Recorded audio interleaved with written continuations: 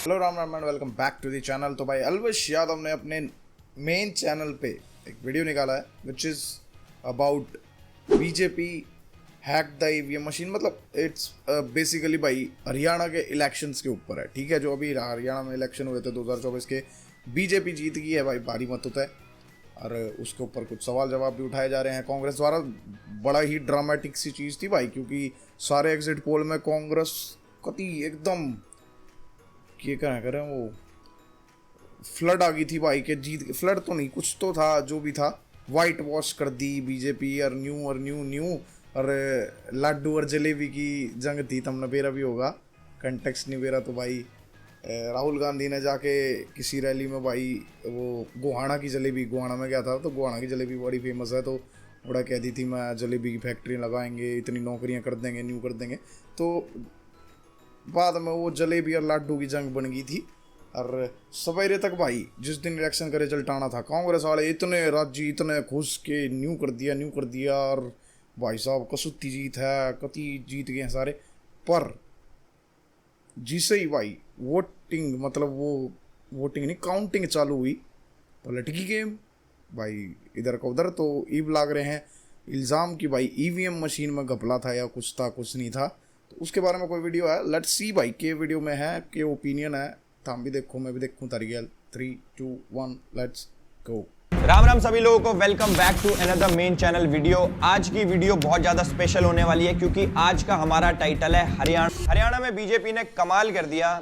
ऐसा कमाल जो पहले कभी भी नहीं हुआ था, ऐसा कमाल जिसकी उम्मीद किसी ने भी नहीं करी थी, ऐसा कमाल जिसे देख के कांग्रेस वाले एकदम शॉक्ड रह गए। राजनीति को जानने वाले लोग एक बारी को कह रहे थे कि भाई इस बारी हरियाणा में पक्का कांग्रेस चुनाव जीतेगी, लेकिन रिजल्ट आया तो सबके सब हैरान रह गए। गाइस आज मैं आप लोगों को बताऊंगा कि लास्ट मोमेंट पे कैसे पासा पलट गया। जिस बीजेपी को लोग कह रहे थे कि हरियाणा में हार जाएगी, वो आखिर जीत कैसे गई। हरियाणा ने ऐसी कौन सी स्ट्रैटेजी अपनाई जिसने बीजेपी को हरियाणा में ऐतिहासिक जीत दिला दी, तो आज मैं आप लोगों को बताऊंगा, तो वीडियो एंड तक देखना। बीजेपी वाले जश्न मना रहे हैं, मिठाइयां बांट रहे हैं, खुशियां मना रहे हैं। गाइस देखो, जश्न तो मनता है क्योंकि हरियाणा के 58 साल के इतिहास में बीजेपी ने बहुत बड़ी अचीवमेंट हासिल करी है। मैं आपको बता दूं, सन 1967 में जब हरियाणा राज्य बना था, ऐसा पहली बार हुआ है कि जब किसी एक पॉलिटिकल पार्टी ने हरियाणा में तीसरी बार जीत की हैट्रिक लगाई हो। यानी भाई अभी तक जितनी भी पॉलिटिकल पार्टीज आई हरियाणा में, कोई भी लगातार 3 बार चुनाव नहीं जीता था, लेकिन बीजेपी ने कमाल करके दिखा दिया। और इस जानदार, शानदार, जबरदस्त जीत के हीरो बन के सामने आए हैं हमारे हरियाणा के सीएम साहब नायाब सिंह सैनी। जैसे ही मालूम पड़ा कि हरियाणा में बीजेपी जीत गई है, नायाब सिंह सैनी को प्रधानमंत्री नरेंद्र मोदी जी, गृह मंत्री अमित शाह जी और बीजेपी अध्यक्ष जेपी नड्डा जी समेत तमाम दिग्गज बधाइयां देने लगे। आपको यहां मैं बता देता हूं कि 2024 के लोकसभा चुनाव के बाद यह विधानसभा का पहला चुनाव था। भले ही लोकसभा में बीजेपी के 240 सीट आई, लेकिन हरियाणा में बीजेपी ने बता दिया कि मोदी जी की नीतियों में, बीजेपी की प्लानिंग में बहुत दम है। हरियाणा की ये जीत ना सिर्फ ऐतिहासिक है, बल्कि इसलिए भी बहुत बड़ी है क्योंकि बीजेपी 2009 के चुनाव में सिर्फ 4 सीट हासिल कर पाई। अच्छा, एक चीज इस चीज में मैं तरते पूछना चाहूंगा भाई, कमेंट सेक्शन में यूँ जरूर बताइए तारी कौन सी कॉन्स्टिट्यूएंसी से होता, हम देखने वाले जो भी मेरी वीडियो देखा करो भाई, कित इलाके से हो, किस इलाके से होता, हम बताइयो, बढ़िया लगेगा, कमेंट जरूर करियो, ठीक से। थारे यहाँ कौन जीतता, कांग्रेस जीतती के बीजेपी जीतती? मोस्टली तो मन लग गया बीजेपी की आएंगी क्योंकि सीट ज़्यादा थी, पर कांग्रेस की भी भाई इतनी ज़्यादा कम नहीं थी, ठीक थी, पर जीतती तो बीजेपी। ने जीत की हैट्रिक लगा के हरियाणा में सारे चुनावी रिकॉर्ड ध्वस्त कर दिए। सबसे पहले मैं आपको कुछ आंकड़े बता देता हूं। विधानसभा की 90 सीट वाले हरियाणा में 2009 के चुनाव में बीजेपी को सिर्फ 4 सीट मिली थी। बिल्कुल सही सुना भाई तुम लोगों ने, सिर्फ 4 सीटें। और कांग्रेस के पास उस टाइम पे 40 सीटें थी। इंडियन नेशनल लोकदल ने 31 सीटें जीती थी और अन्य के पास 15 सीटें थी। इसके बाद 2014 का चुनाव आया। इस साल नरेंद्र मोदी जी पीएम बने थे। मैं नरेंद्र दामोदर दास मोदी ईश्वर की शपथ लेता हूं कि मैं विधि द्वारा स्थापित भारत के संविधान के प्रति सच्ची श्रद्धा और निष्ठा रखूंगा। 2014 में बीजेपी ने 47 सीटें जीती, तब कांग्रेस ने सिर्फ 15 और आईएनएलडी के खाते में 19 सीटें आई। जबकि अन्य के खाते में 9 सीटें। इसके बाद 2019 के चुनाव में बीजेपी ने एक बार फिर से सरकार बनाई। 2019 में बीजेपी ने 40 सीटें जीती, कांग्रेस के खाते में 31 सीटें आई।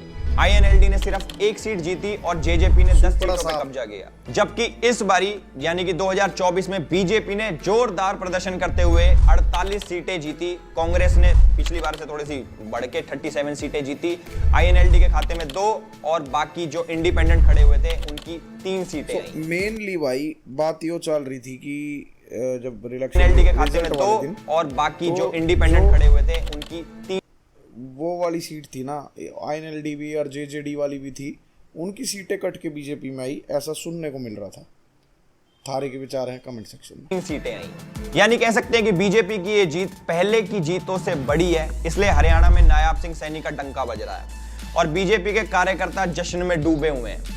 देखो भाई, एक बात मैं बता देता हूं कि हरियाणा चुनाव में नायाब सिंह सैनी के चेहरे पे जनता ने मुहर लगा दी है, लेकिन जीत के असली हीरो तो हमारे प्रधानमंत्री नरेंद्र मोदी जी हैं। दरअसल लोकसभा चुनाव के बाद हरियाणा विधानसभा के चुनावी नतीजे सीधे सीधे नरेंद्र मोदी जी और राहुल गांधी की साख से जुड़े हुए हैं, क्योंकि राहुल का पूरा चुनावी अभियान मोदी मैजिक की एक्सपायरी डेट पे आधारित था। मतलब साफ है, आम चुनाव के बाद टॉप गियर में दौड़ रही राहुल की सियासी गाड़ी के आगे हरियाणा चुनाव के नतीजे किसी स्पीड ब्रेकर से कम नहीं है।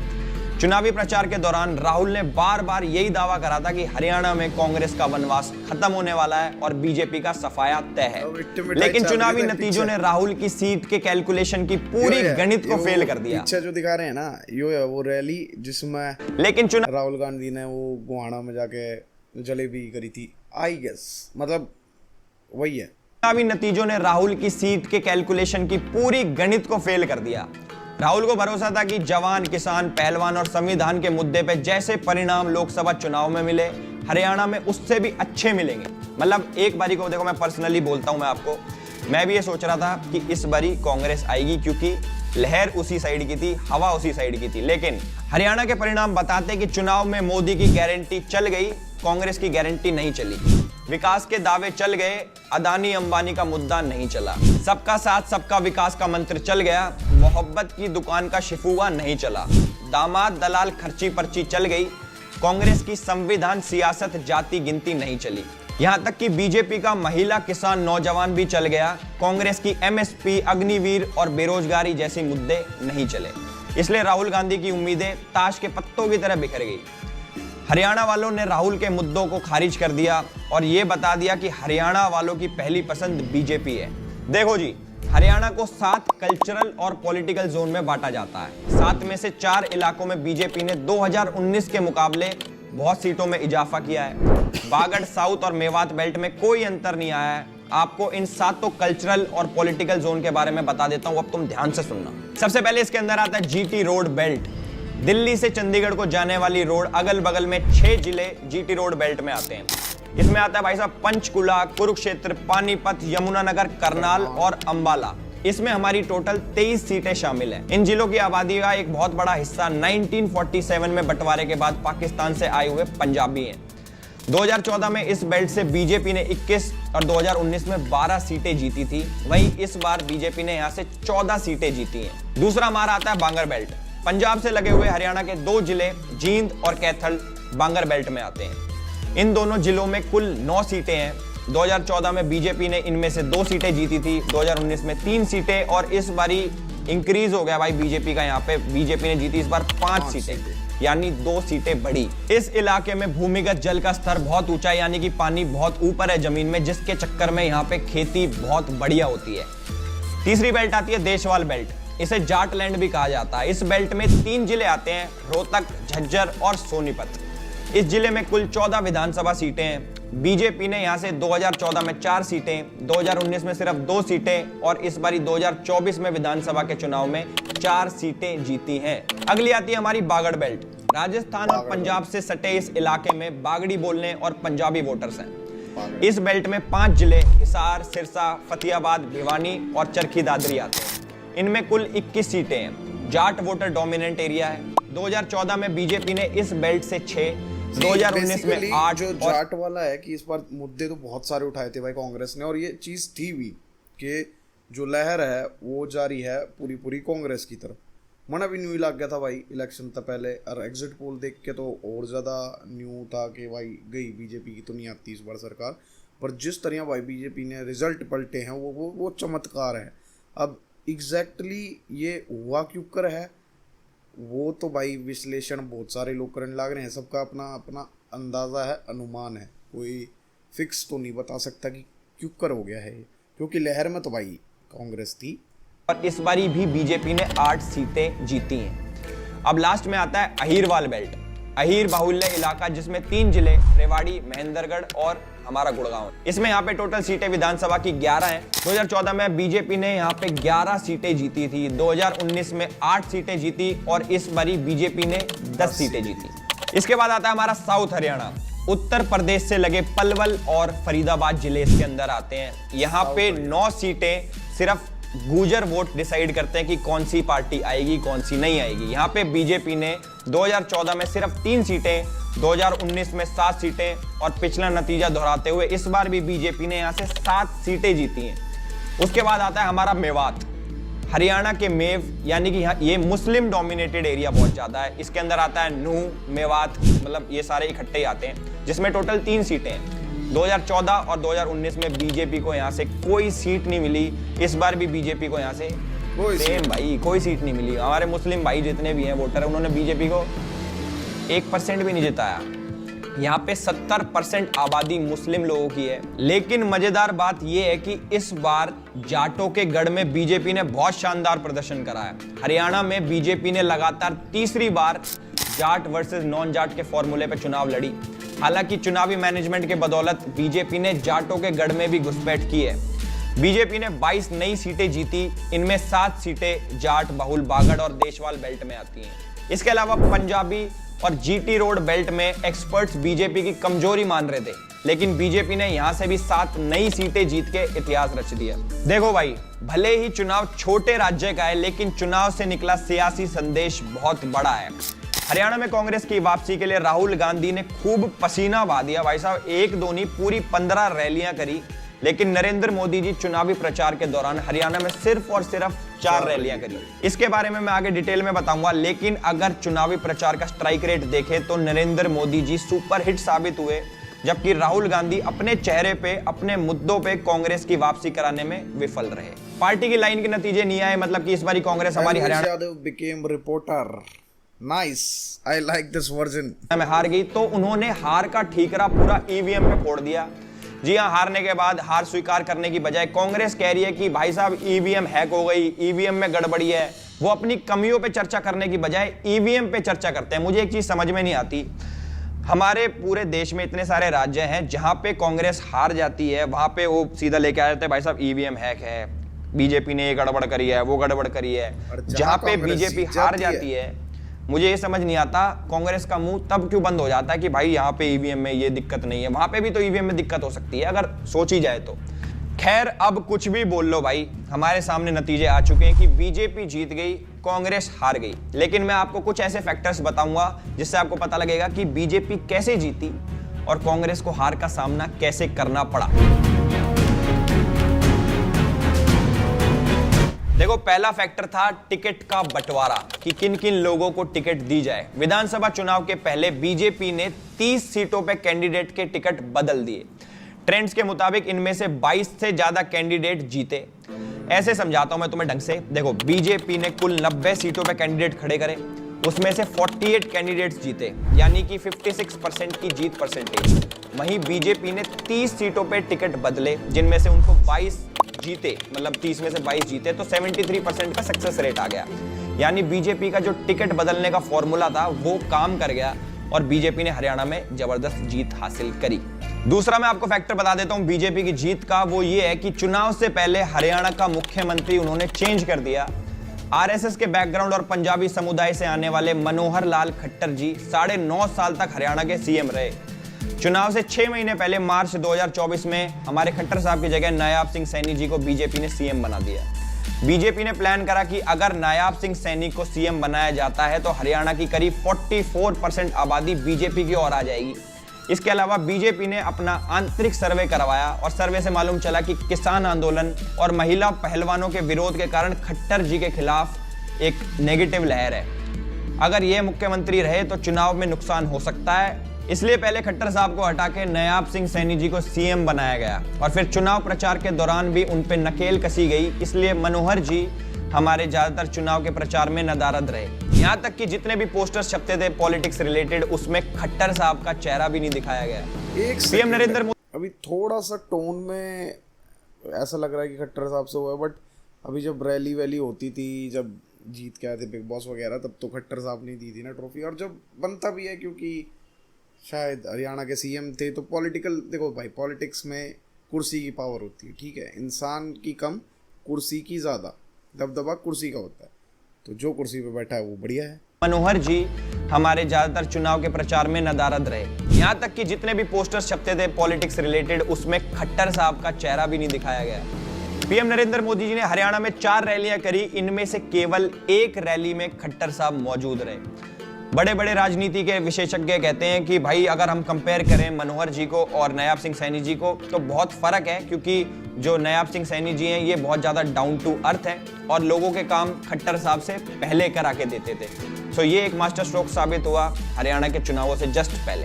अब मैं आपको बताता हूँ तीसरा फैक्टर। देखो जी, हरियाणा में 36 बिरादरी हैं, इनमें से 27% के साथ सबसे बड़ी कम्युनिटी है जाट। बीजेपी ने गैर जाट की राजनीति करनी शुरू करी। ऐसा कहा जाता है कि बीजेपी जनरल कैटेगरी के लोगों की पार्टी है, इसलिए बीजेपी ने ब्राह्मण, पंजाबी, बनिया और राजपूत वोटों को लेके एकदम कॉन्फिडेंट थी कि भाई साहब ये तो हमारे वोट हैं, ये तो कहीं नहीं जाने वाले। इसलिए बीजेपी ने पिछड़े और दलित वोट बैंक को भी मजबूत करने की कोशिश करी। ये फॉर्मूला 2014 और 2019 के बाद इस बार भी कामयाब रहा। मैं आपको ढंग से समझाता हूं। देखो, हरियाणा में शेड्यूल कास्ट की आबादी है 20%, जिनके लिए 17 सीटें रिजर्व हैं। 2019 में बीजेपी ने इनमें से 4 सीटें जीती। इस बार बीजेपी ने शेड्यूल कास्ट के लिए रिजर्व 8 सीटों पे जीत दर्ज करी है। इतना ही नहीं, हरियाणा के ज्यादातर गैर जाटों ने किसान, पहलवान और जवान के मुद्दों पे अपना मत अलग रखा। उनका मानना था कि ये मुद्दे केवल जाटों के हैं और इसलिए उन्होंने बीजेपी के पक्ष में खुल के वोट करा। अब मैं आपको हरियाणा में बीजेपी की जीत की चौथी वजह बताता हूं। ये वजह है दुष्यंत चौटाला की जननायक जनता पार्टी का कमजोर होना। इससे बीजेपी जो मेरा पॉइंट था, जो मैंने शुरू में बोला तुम लोगों को, कि ये जननायक जनता पार्टी, इनकी जो सीटें कट के गई है ना, इन्होंने जो परफॉर्म नहीं कर पाए ये लोग, तो इनका ही जो था भाई वो जाके मिला है बीजेपी को। ठीक है, ये सारा इलेक्शन के बाद जब आया था सुनने में, तो मेरी भी ये अंडरस्टैंडिंग थी कि न्यू ही है सारी बात, तो ये वाला भी एक फैक्टर काम करा है बीजेपी की खातर, और ये बढ़िया चीज़ है। देखो भाई, अगर इस तरह की वीडियो भी मैं गानों के अलावा ये भी बनाने की कोशिश करता हूँ, ताकि कुछ नॉलेज वाली चीज़ें भी मिले, कुछ जानने को भी मिले। अब देखो, फैक्ट्स हैं भाई। अब मैं इस चीज़ का तो कुछ नहीं कर सकता कि जो एक एक बात एल्विश बोल रहा है वो बिल्कुल सही है या नहीं। हम अपने फैक्ट्स खुद चेक करो। मैं थारे लिए बस ओपिनियन ला सकता हूँ और अपने ओपिनियन दे सकता हूँ सामने। तो मैंने भी ये लग गया है कि भाई ये सारी चीज़ें थी जो काम करी हैं बीजेपी के लिए, क्योंकि अगर तुम देखोगे तो सच में 6 महीने पहले सीएम बदलना वाज अ गुड स्ट्रैटेजी। फायदा हुआ। आप पूछोगे कैसे, तो भाई तुम्हारा भाई समझाता। देखो, 2019 के चुनाव में जेजेपी ने 10 सीटें जीती थी। 10 सीटें बहुत होती हैं भाई। इसमें से 5 बागड़, 4 बांगर और 1 जीटी रोड बेल्ट की सीट थी। लेकिन इस बार 2024 में जेजेपी का भाई साहब सफाया हो गया। एक भी सीट नहीं आके दी जेजेपी के पास। जेजेपी की 10 सीटों पे बीजेपी और कांग्रेस ने जीत दर्ज करी। उसमें से बीजेपी ने 4 सीटें जीती, इसमें बांगर और बागड़ बेल्ट की 2-2 सीटें हैं। वहीं कांग्रेस ने भाई साहब इसमें से 6 सीटें जीती। इनमें बागड़ बेल्ट की 3, बांगर बेल्ट की 2 और जीटी रोड बेल्ट की 1 सीट शामिल है। दरअसल 2019 में जो चुनाव हुआ था, बीजेपी और जेजेपी ने अलायंस करके सरकार बनाई थी। जेजेपी के दुष्यंत चौटाला जी डिप्टी सीएम बने थे, लेकिन मार्च 2024 में जेजेपी ने अलायंस तोड़ दिया और बीजेपी से अलग चुनाव लड़ने का फैसला करा। 2019 में जेजेपी के साथ हुए अलायंस का फायदा 2024 में बीजेपी को हुआ और जेजेपी के हिस्से क्या आया? 0।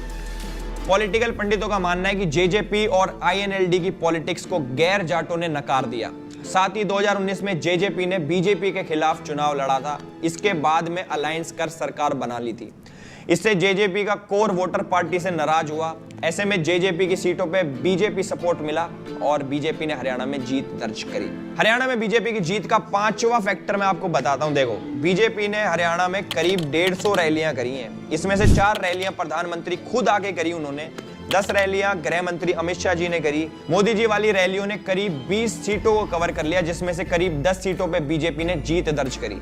इसके अलावा यूपी के हमारे सीएम साहब योगी आदित्यनाथ जी आधा दर्जन सभाएं करी उन्होंने हरियाणा में। साथ ही 40 से ज्यादा केंद्रीय मंत्री और सांसदों ने बीजेपी के लिए वोट मांगे। वहीं दूसरी तरफ कांग्रेस ने सिर्फ 70 सभाएं करी, इनमें से 4 रैली और 2 रोड शो विपक्ष के नेता हमारे राहुल गांधी जी ने करी, जबकि प्रियंका गांधी ने 2 सभाएं और राहुल जी के साथ 1 रोड शो करा। कांग्रेस के राष्ट्रीय अध्यक्ष मल्लिकार्जुन खड़गे ने 2 रैलियां करी। इस चुनाव में कांग्रेस की 70 सभाओं पर बीजेपी की 150 रैलियां भारी पड़ी और बीजेपी ने हरियाणा में शानदार जीत दर्ज करी। बीजेपी की जीत के छठे फैक्टर की और बात, मेनली जो रैलियां हैं वो ये है भाई, रिपोर्ट कार्ड देना होता है जनता तक।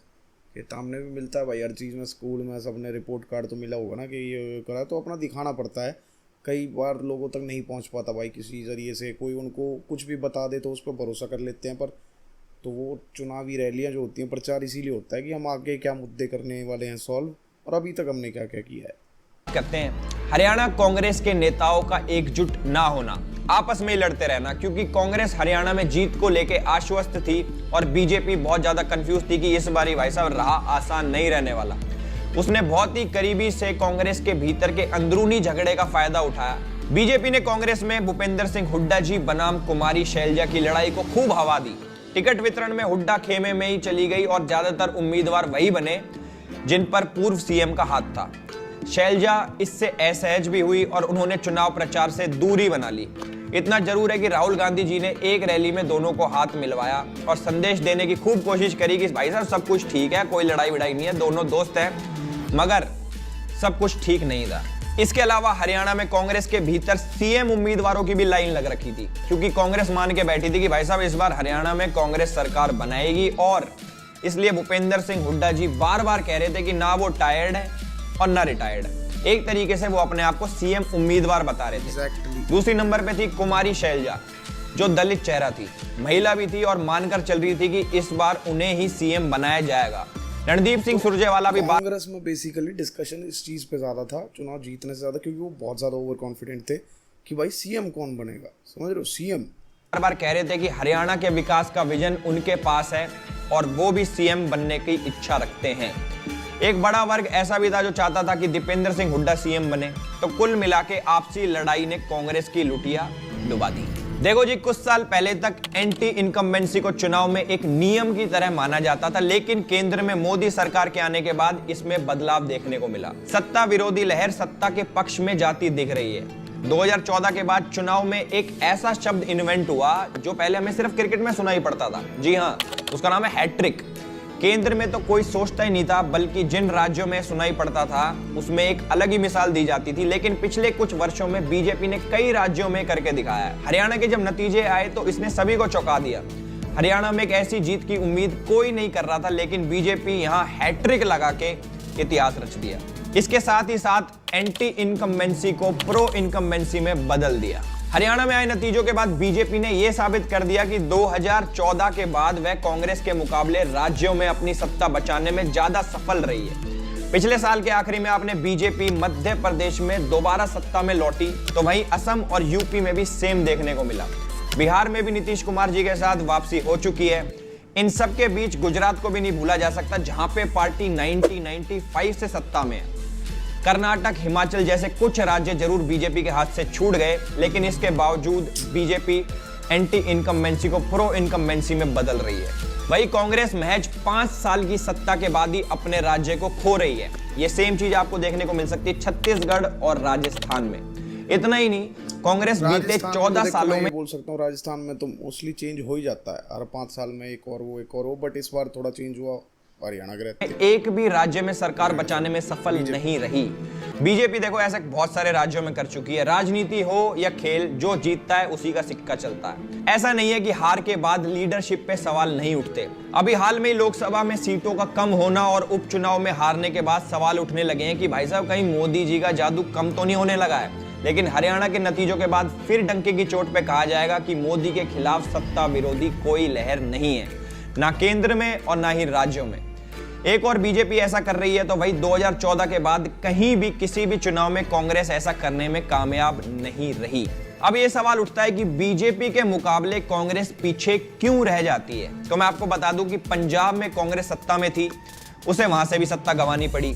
छत्तीसगढ़ में यह माना जा रहा था कि यहां पे तो कांग्रेस दोबारा सत्ता में लौटेगी, लेकिन भूपेश बघेल भी चुनाव हार जाते हैं। राजस्थान में भी कांग्रेस ऐसा नहीं कर सकी।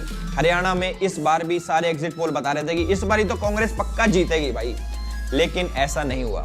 राजनीति के जानकारों का मानना है कि कांग्रेस पार्टी चुनाव में बड़े कदम उठाने से हिचकिचाती है। वहीं बीजेपी अपने सीएम चेहरे को बदलने में भी देर नहीं करती, जबकि कांग्रेस राज्य में मजबूत नेता के दबाव में आ जाती है और सही निर्णय नहीं ले पाती। तो कुल मिला के बात मैं ये बोलना चाहूंगा कि हमारे हरियाणा के चुनाव खत्म हो चुके हैं विधानसभा के, और इसमें बीजेपी जीती है। और जो जो स्ट्रैटेजी बीजेपी ने रखी वो मैं आपको इस वीडियो में समझा चुका हूं। होप करता हूं आप ये वीडियो अपने दिमाग से कान खोल के सुनेंगे और आप लोगों को समझ आएगा कि मैं इसमें क्या चीज़ समझा रहा हूँ। मैं किसी पार्टी से भाई साहब नफरत नहीं करता कि मैं कांग्रेस से नफरत करता हूँ, किसी पार्टी से। सब लोग मेरे लिए बराबर हैं। जो हमारे देश की डेवलपमेंट चाहते हैं हम उनके साथ हैं। तो वीडियो को करते हैं यहीं पे खत्म, और इस वीडियो को जितना हो सके शेयर करना और अपने यार दोस्तों को बताना कि भाई ऐसे जीती है, देखो बीजेपी। भाई ने बताई ना ऐसे जीती है। ऑल्सो एक यूट्यूबर है एलविश यादव करके, उसने एक बहुत बढ़िया वीडियो निकाली थी हरियाणा चुनाव से पहले, तो मे बी वो भी काम कर गई हो थोड़ी बहुत, तो 1-2 सीट तो हमने भी जिताई होगी। ठीक है जी, लाइक कमेंट शेयर सब्सक्राइब। भाई सीट जिताई है एलविश यादव ने, तमने के लग के भाई एलविश भाई की वीडियो तो जीती है। सीटों पर फर्क पड़ा जो ये वो वीडियो कोने में तमने दिख रही होगी, Hindus are not safe anymore. इसका कितना परसेंट फर्क पड़ा भाई बीजेपी की जीत में, कमेंट सेक्शन में बताइए। एलविश आर्मी, एलविश के जितने फैंस है भाई आगे देखो, बताओ वीडियो ने और तमने पसंद आई हो तो लाइक जरूर करियो। ठीक से चैनल सब्सक्राइब कर जरूर करके जाइए भाई। वीडियो ने लाइक कर दियो, शेयर कर दियो जितना ज़्यादा हो सके, आगे तक पहुंचाओ भाई। जो चीज़ है वो है। ईवीएम में अगर घपला होता तो और जगह भी तो ये होता ना, जहाँ पे आ रही है बीजेपी। उड़ा क्यों नहीं है ईवीएम में कोई फॉल्ट? जितना हार जा है कांग्रेस तो ईवीएम है, और जीत जा है तो फिर तो कुछ भी नहीं भाई। जीत गए तो जीत गए, कोई भी नहीं। वो तो दोगलापन है। ठीक से भाई, वीडियो पसंद आए तो लाइक करके जाना, चैनल सब्सक्राइब कर लेना, और भी वीडियोस आती रहेंगी। मैं तब मिलूंगा अगली वीडियो में। जय भारत, जय हरियाणा, राम राम।